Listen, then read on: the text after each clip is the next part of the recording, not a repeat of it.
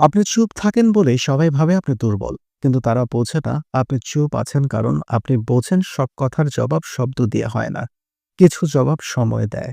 সাইকোলজির এক সহজ সূত্র বলে, মানুষ যাকে সহজ ভাবে তাকে বেশি ব্যবহার করে।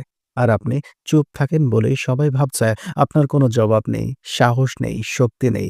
অথচ আপনি চুপ থাকেন কারণ আপনি শান্ত থাকতে জানেন, আপনি ধৈর্যের অর্থ বোঝেন।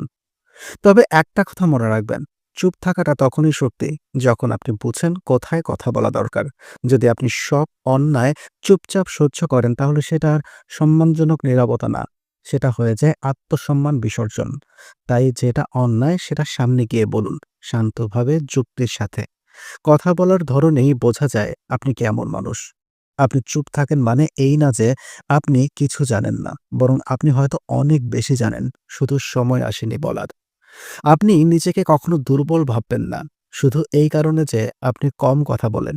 পৃথিবীর সবচেয়ে শান্ত মানুষগুলোই সবচেয়ে ভয়ংকর সিদ্ধান্ত নিতে পারে যখন সময় আসে। তাই আজ যারা আপনাকে দুর্বল ভাবছে তাদের মনে রাখুন, নিজেকে তৈরি করুন। কারণ একদিন তারা আপনাকে চিনবে সেই ভার্সনে যেটা আপনি এখন তৈরি করছেন নীরবতার ভেতরে।